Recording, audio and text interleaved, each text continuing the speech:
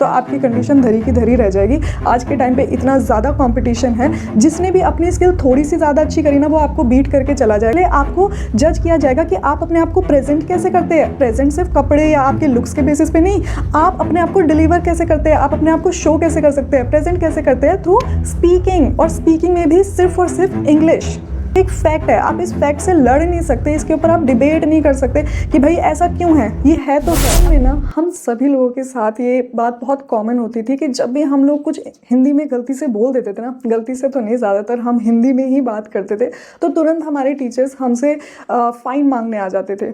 अब उस टाइम पे ना टीचर्स हमें ये कन्विंस करने में फेल हो गए कि इंग्लिश बोलना इतना ज़्यादा इम्पॉर्टेंट क्यों है।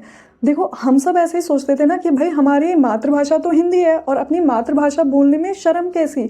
और स्कूल्स का ये कैसा तरीका होता था हम लोगों से इंग्लिश बुलवाने का कि भाई तुम नहीं बोल सकते कोई बात नहीं, पर पैसे हमें दे दो, इंस्टेड ऑफ कि बच्चों को वो चीज़ का कॉन्फिडेंस डेवलप करना। देखो, उस टाइम पे टीचर्स तो कन्विंस नहीं कर पाए हमें, लेकिन आज की इस वीडियो के थ्रू मैं आप लोगों को ज़रूर कन्विंस करके छोड़ूंगी कि इंग्लिश हम सभी इंडियंस को सीखना इतना ज़्यादा इम्पॉर्टेंट क्यों है आज की डेट में। So hello everyone, my name is Ekta Mukul and आप देख रहे हैं literature by logic, my very own English channel. सबसे पहले सबसे ज़्यादा इम्पॉर्टेंट रीज़न की बात करते हैं, दैट इज़ जॉब्स। इंडिया आज के टाइम पे ना एक तरह की ग्लोबल जॉब मार्केट है। पता है क्यों? क्योंकि इंडिया की बहुत बड़ी पॉपुलेशन उसकी सर्विस सेक्टर में काम करती है। सर्विस सेक्टर जैसे call centre, customer care centres या फिर बीपीओ टाइप, राइट। ये हम एक तरह से कह सकते हैं कि एवरेज इंडियन जो है इस तरह की जॉब प्रोफाइल चूज़ करना पसंद करता है। पर इसमें भी ज़्यादा रिक्वायरमेंट किस चीज़ की है? ऑब्वियसली इंग्लिश की। एंड इसको हटा के अगर हम बोले कि ज़्यादा स्किल्स वाली जॉब जहाँ पे आप लोगों को बहुत ज़्यादा टेक्निकल नॉलेज होनी चाहिए, वहाँ पर भी आपको इंग्लिश मस्ट होती है। क्योंकि अगर आप किसी एमएनसी में जो एक हाई पेइंग जॉब आपको ऑफर कर सकते हैं उसमें जाना चाहोगे, तो वहाँ पे भी आप लोगों को इंग्लिश सबसे पहले सीखनी पड़ेगी। ये उनकी एक लौती कंडीशन होती है। बाकी काफ़ी हद तक वो आपको ट्रेनिंग भी दे देते हैं। उन लोगों को एक बार को ये चल जाएगा कि आपको जो बेसिक बहुत ज़्यादा रिक्वायर्ड चीज़ है ना जॉब की, वो कम हो तो भी चलेगा, बट इंग्लिश स्पीकिंग ज़रूर आनी चाहिए। क्योंकि वो आपको ट्रेनिंग देते हैं, पर वो आपको इंग्लिश स्पीकिंग की ट्रेनिंग कभी एज सच नहीं देते हैं, राइट। तो ये तो एक रीज़न हो गया। अब मान लेते हैं कि आपका ना इन दोनों ही फील्ड से कुछ लेना देना नहीं है, आप तो भी एक सीधे साधे ग्रेजुएटेड इंसान हो जिसने एक बहुत एवरेज से कॉलेज से ग्रेजुएशन करी है, तो आप इन दोनों ही फील्ड से आप लोगों का कोई मतलब नहीं है। तो यहाँ पे आपका क्या स्टैंड होना चाहिए? आप तो फिर भी बोलोगे कि मैम मुझे तो ना ये सर्विस सेक्टर में जाना है, ना ही मेरा लेवल वो एमएनसी वाला है, तो मैं क्यों फिर भी इंग्लिश सीखूं? मेरा तो कोई भी लोकल सी जॉब से काम चल जाएगा।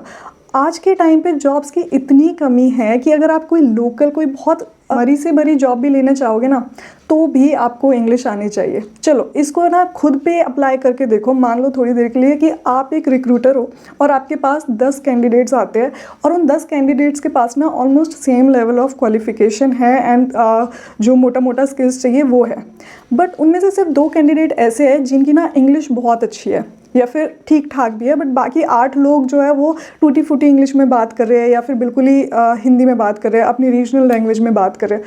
तो एज अ रिक्रूटर आप किसको प्रेफरेंस दोगे? ऑब्वियसली जिसको इंग्लिश आती है। अब यहाँ पे ना ऐसा नहीं है कि आपको उन लोगों से कुछ प्रॉब्लम है जिनको इंग्लिश बहुत ज़्यादा अच्छी नहीं आती। एक साइकोलॉजिकल खेल है जो ये दिखाता है जिस इंसान के पास एक एक्स्ट्रा स्किल है, चाहे उसकी उस जॉब में बहुत ज़्यादा रिक्वायरमेंट नहीं है, बट कहीं ना कहीं उस इंसान को वो और ज़्यादा टैलेंटेड बना देता है, उस इंसान को और ज़्यादा हार्डवर्किंग बना देता है कि यार आपने ना इन लोगों से कुछ थोड़ा सा ज़्यादा अचीव किया है, तो इसलिए मैं आपको प्रेफरेंस दूंगा। तो यहाँ पे तो रीज़न हो गया कि अगर आप कोई भी कॉर्पोरेट सेक्टर में जॉब लेना चाहते हो तो आपको इंग्लिश क्यों आना चाहिए। अब मान लो आप सोचते हो कि नहीं मैम मैं तो गवर्नमेंट जॉब की प्रिपरेशन कर रहा हूँ, मुझे तो इन सभी फील्ड से कुछ लेना देना नहीं है, फिर मुझे इंग्लिश क्यों आनी चाहिए। देखो कोई भी आप आज के टाइम पे गवर्नमेंट एग्ज़ाम उठा के देख लो, हर गवर्नमेंट एग्ज़ाम में इंग्लिश से रिलेटेड क्वेश्चंस डेफिनेटली होते हैं, चाहे वो इंग्लिश लैंग्वेज के लिए हो चाहे लिटरेचर के रिगार्डिंग हो, आपको इंग्लिश तो वहाँ पे पास करनी ही करनी पड़ेगी। चलो आपने जैसे तैसे बोला कि मैम मैं ना ये रिटन एग्ज़ाम तो क्वालिफाई कर लेता हूँ लेकिन मुझे बोलने में दिक्कत है और मुझे गवर्नमेंट जॉब ही चाहिए। तो आज के टाइम पर बहुत सारे गवर्नमेंट जॉब्स ऐसे हैं जिसमें इंटरव्यू क्रैक करना होता है और वहाँ पर भी सेम साइकोलॉजी अप्लाई होती है कि भाई आपकी स्पीकिंग स्किल्स में ना ये नहीं देखा जाएगा कि आप कितने अच्छे से अपनी बात कन्वे कर लेते हो। आज के टाइम पे ज़्यादातर ये देखा जाएगा, आपका कॉन्फिडेंस इस बिहाफ पे जज होगा कि आप कितने अच्छे से इंग्लिश बोल पाते हो, कितना फ्लुएंटली अपनी बात कन्वे कर पाते हो इंग्लिश में। अब ऐसा नहीं है कि मुझे ये चीज़ नहीं पता कि कभी कभी बिना इंग्लिश के भी आप सामने वाले को कन्विंस कर देते हो, पर उसमें बहुत ज़्यादा आपका लक होना चाहिए या फिर आप वाकई में इतने ज़्यादा टैलेंटेड होने चाहिए कि भाई आप ना किसी भी इंसान को कन्विंस कर सकते हो, ठीक है। बट मैं मान लेती हूँ थोड़ी देर के लिए कि भाई आप एक एवरेज पर्सनैलिटी हो जो ऑन एन एवरेज ज़्यादा स्ट्रगल करता है, तो उस सिचुएशन में आपके लिए क्या बेटर है आप ये देखिए।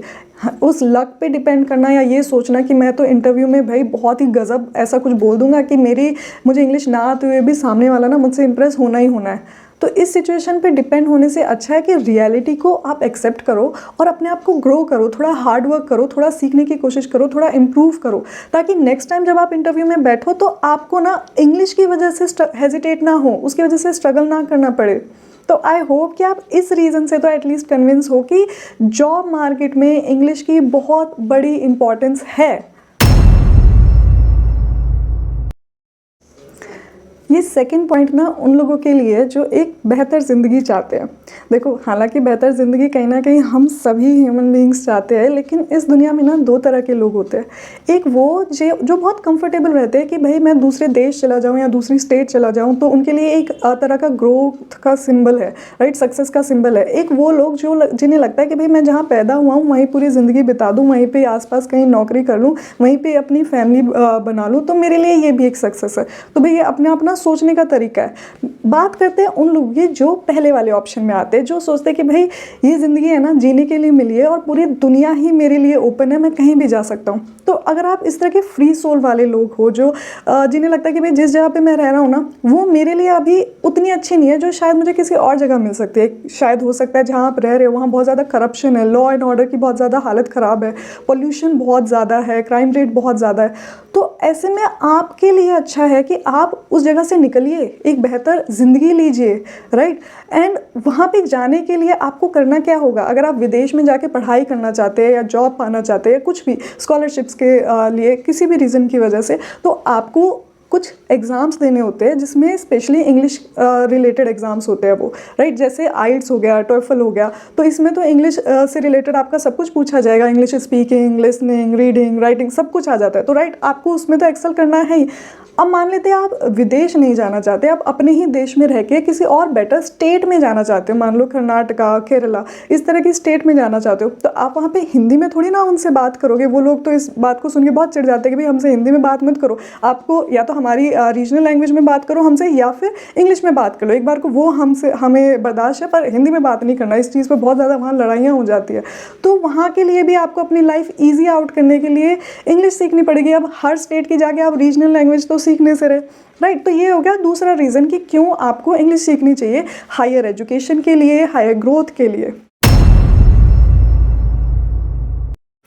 Third reason is social status. कहीं ना कहीं आप सभी इस चीज़ से एग्री करोगे कि हमारे देश में ना इंग्लिश को ऐसे माना जाता है कि भाई जो इंग्लिश बोल सकता है वो तो एक बाबू आदमी है, वो बहुत पढ़ा लिखा है, बहुत ज़्यादा नॉलेज है उसमें, फिर चाहे रियलिटी कुछ और हो, बट ये एक परसेप्शन है। और इस दुनिया में ना सारा खेल ही परसेप्शन के ऊपर चलता है।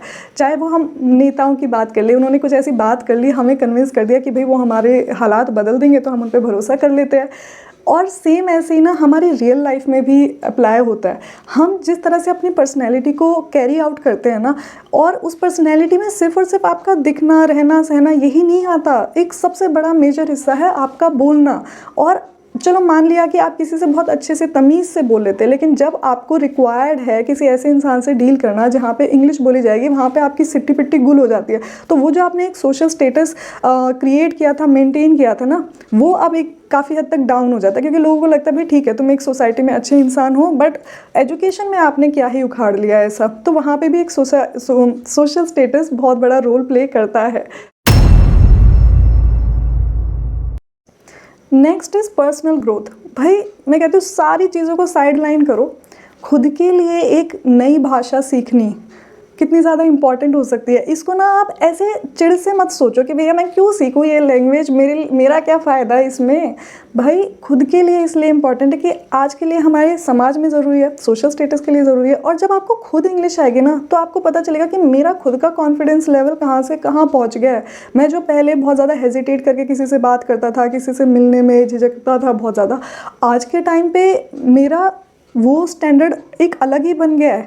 तो मैंने खुद को कहीं ना कहीं ग्रूम किया है पहले से। जो मैं कल इंसान था आज मैं उससे बेहतर हूँ। क्यों? क्योंकि मैंने कुछ नया सीखा है। और हमेशा इस चीज़ को याद रखना, जो इंसान एक से ज़्यादा भाषाएं बोल सकता है ना, उसकी पर्सनैलिटी में ना वो चीज़ झलकती है कि यार मैंने इस चीज़ में मेहनत करी है, इस चीज़ को मैंने अचीव करा है, तो ये अब मेरे अंदर आ गई है। और आप जब इंग्लिश सीखने जाओगे ना, आपको इतना सारी चीज़ों का नया ज्ञान होगा जिससे आपको खुद ऐसा लगेगा कि यार ये चीज़ मैंने पहले क्यों नहीं करी। हालांकि मैं इस चीज़ से बिल्कुल एग्री करती हूँ कि इंग्लिश आना कोई बहुत बड़ी डील नहीं है, ये एक और किसी भी स्किल के जैसी एक स्किल है, राइट। बट अगर आपको ये आती है तो आपको ये ज़रूर कॉन्फिडेंस देगी खुद को। आपको लगेगा कि यार मैंने लाइफ में कुछ एक चीज़ तो ऐसी अचीव करी है जिसको लेके मैं थोड़ा बहुत ही सही पर प्राउड ज़रूर हूँ। हाँ, मुझे इंग्लिश आती है और जिसकी आज के डेट में रिक्वायरमेंट है इसलिए आती है। और इसलिए नहीं भी आती है, आप कोई और लैंग्वेज सीखना चाहोगे, मान लो आपने जर्मन सीख ली, तो आप कितने कॉन्फिडेंस से बताते हो ना कि यार मुझे जर्मन लैंग्वेज आती है। तो उससे क्या होता है, आपकी खुद की ग्रोथ बढ़ती है कि आपने कुछ एक नई चीज़ सीखी है जिसको आप किसी को भी बताते हुए प्राउड फील करते हो खुद के ऊपर। ये वाला पॉइंट उन लोगों के लिए जो सोचते हैं कि भाई अगर हम सभी मिलके इंग्लिश इंग्लिश इंग्लिश बोलने लग जाएंगे तो हमारे कल्चर का क्या होगा। देखो, सबसे पहली बात तो इंग्लिश है ना दुनिया में तीसरे नंबर पे सबसे ज़्यादा बोले जाने वाली लैंग्वेज है, तो ये इतनी जल्दी तो कहीं ख़त्म होने वाली है नहीं। और अगर आपने कभी ना कभी ये तो किसी से सुना हो कि भाई देखो चाइना, जापान, कोरिया, ये ऐसी कंट्रीज़ है जो ना इंग्लिश को इतनी ज़्यादा भाव नहीं देती, ये कंट्रीज़ है ना अपनी खुद की लैंग्वेज बोलती है। तो अगर आज आप इन लोगों का डेटा पढ़ोगे ना तो सबसे ज़्यादा इंग्लिश स्पीकिंग प्लेटफॉर्म्स इन्हीं कंट्रीज़ में मौजूद है, क्योंकि आज इनकी गवर्नमेंट ने रियलाइज़ करा है कि भाई हमें पूरे वर्ल्ड के साथ कम्पीट करने के लिए ये लैंग्वेज आनी ज़रूरी है, क्योंकि ये ग्लोबल लैंग्वेज है। आप देखिएगा चाइनीज़, कोरिया या फिर जापान में, इन सारी कंट्रीज़ में जहाँ पे अभी तक इंग्लिश को इतनी ज़्यादा इंपॉर्टेंस नहीं दी जाती थी, अपनी कंट्री की लैंग्वेज को इंपॉर्टेंस दी जाती थी, अब वो कितने सारे प्लेटफॉर्म्स लेकर आ रहे हैं कि भाई हमें इंग्लिश सिखाओ, हमसे बहुत ज़्यादा डबल चार्ज कर लो पर हमें कैसे भी करके इंग्लिश सिखाओ, क्योंकि हम पीछे रह रहे हैं, हमारी जो सॉफ्ट स्किल है वो कहीं ना कहीं पीछे रह रही है। पर इंडिया में जो इंग्लिश पहले से डेवलप होगी उसकी वजह से काफ़ी सारे इंडियंस को इसकी वजह से फ़ायदा मिला है। सोचो और कितनी कम जॉब्स होती है इंडिया के पास अगर इंडियंस को शुरू से ही इंग्लिश नहीं सिखाई। Next very important reason is कि आज की जो वर्ल्ड है उसमें टेक्नोलॉजी का बहुत ज़्यादा इम्पॉर्टेंट रोल है। उस टेक्नोलॉजी के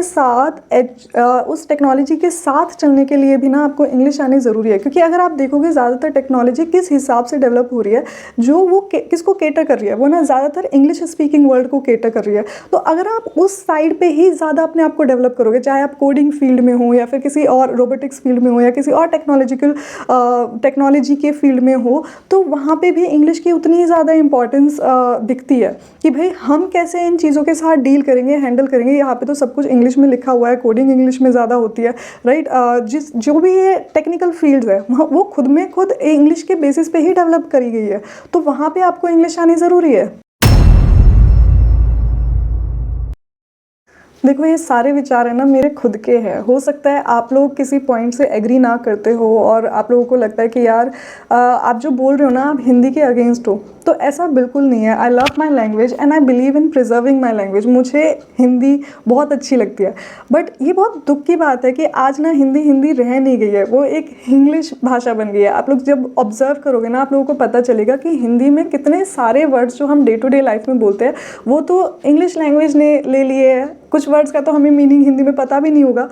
तो इसमें कोई शर्म की बात नहीं है भाई, ठीक है जैसा है वैसा है, हम तो जो चलता है उसके हिसाब से ही उस चीज़ को एक्सेप्ट करेंगे, राइट। ऐसा नहीं कि रोने लग जाएंगे कि यार मुझे इस चीज़ की हिंदी नहीं आती, मुझे सिर्फ इंग्लिश आती है, और इस चीज़ को लेकर प्राउड भी फील नहीं करना है कि यार मुझे इसकी हिंदी क्यों नहीं आती, मैं तो बहुत इंग्लिश स्पीकर हूँ। और रियलिटी हमें पता होता है कितनी हम इंग्लिश स्पीकर है बड़े, राइट। तो भैया थोड़े प्रैक्टिकल बनिए लाइफ में, ये देखिए कि ये जो दुनिया है ना ये काम कैसे कर रही है। अपने आप को इमोशनल बना के कि भाई मेरी मातृभाषा, मैं तो इसी में बात करूँगा, मेरी हिंदी ख़त्म हो जाएगी, ये स्टुपिडिटी करके आप खुद लाइफ में ग्रो नहीं कर पाओगे, राइट। ऑब्वियसली अपनी मातृभाषा से प्यार होने में कोई दिक्कत नहीं है, बट इसका मतलब ये नहीं कि आप किसी और चीज़ को एक्सेप्ट नहीं करोगे, फिर चाहे उस चीज़ की कितनी ज़्यादा इंपॉर्टेंस क्यों ना हो लाइफ में, राइट। मैं स्कूल से भी कहना चाहूँगी कि अगर आप लोग आज के टाइम पे भी वो फाइन वाला सिस्टम यूज़ करते तो प्लीज़ उसे हटा दो। बच्चे उसको लेके ना ये सोचते कि यार मैं बोलूँगा ही नहीं, मैं मुँह ही बंद कर लूँगा, ना बोलूँगा इंग्लिश, ना बोलूँगा हिंदी, मुझे ना पैसे देने हैं ना इंग्लिश सीखनी है। तो वो उस चीज़ को वैसे नहीं समझते। उन्हें प्यार से समझाइए, उन्हें कन्विंस करिए कि भाई ये ही एकमात्र ऐसी चीज़ है जो ना आपको कहीं ना कहीं हेल्प ज़रूर करेगा करियर में, राइट। और अगर आप ऐसा इंसान हैं जो ऑलरेडी स्कूल ख़त्म कर चुके हो या फिर कॉलेज में हो या ग्रेजुएशन भी कर चुके हो और आप किसी ऐसे इंसान से टकराते हो जिसकी इंग्लिश बहुत अच्छी है, आप स्ट्रगल कर रहे हो, आप सीखने की कोशिश कर रहे हो और आप उनके सामने कुछ स्टूपिड से इंग्लिश में बोल देते हो, तो वो आपका मजाक बनाते हैं। तो उस चीज़ को हैंडल कैसे करना है भाई, बहुत प्यार से बोलना है, अपने अंदर करेज रखे कि भाई मैं कुछ गलत तो नहीं कर रहा ना, तुम मुझे मेरे मेंटर बन जाओ, मेरे टीचर बन जाओ, मुझे सिखा दो अगर तुम मुझसे ज़्यादा अच्छा जानते हो, बट मजाक मत बनाओ, डीमोटिवेट मत करो, मैं सीखने की कोशिश कर रहा हूँ। और अगर आप दूसरी साइड पे हो जो ऑलरेडी बहुत अच्छी इंग्लिश जानते हैं, तो अपने आप को नेगेटिव वे में प्राउड मत फील कराना कि भाई जस्ट बिकॉज मुझे ये स्किल आती है, मुझे एक लैंग्वेज आती है, तो तुम मेरे से नीचे हो और मैं तुमसे ऊपर हूँ, मैंने तुमसे बहुत ज़्यादा मेहनत करी है, या मैं तो तुमसे बहुत ज़्यादा हाई क्लास हो, तुम गरीब हो।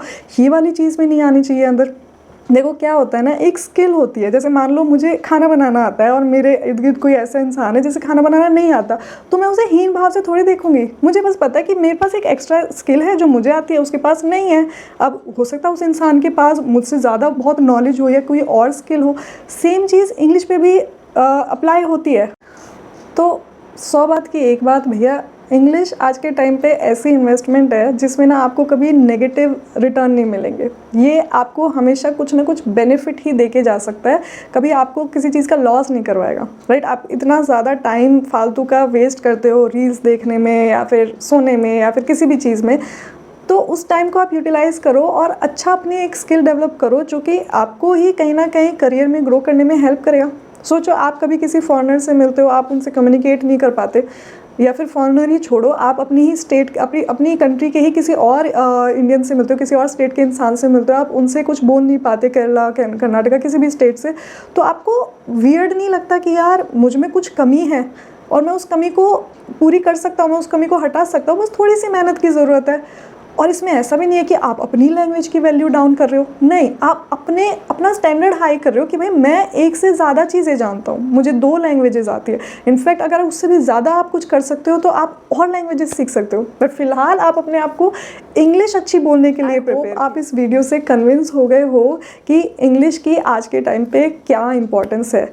आप लोगों को अगर ये वीडियो अच्छा लगा हो तो प्लीज़ सब्सक्राइब करना, कमेंट करना, अपने ओपिनियंस रखना, अपने व्यूज़ बताना। मैं कहीं गलत हूँ तो वो भी प्लीज़ लिखना में हेजिटेट मत करना, हो सकता है मैं गलत हूँ, बट अपने ओपिनियन ज़रूर देना कि आप लोग इस चीज़ को लेके क्या सोचते हो कि क्या सभी इंडियंस को इंग्लिश आना ज़रूरी है या नहीं है। ओके, मिलते हैं हमारी नेक्स्ट वीडियो में, तब तक के लिए धन्यवाद, बाय बाय, टेक केयर।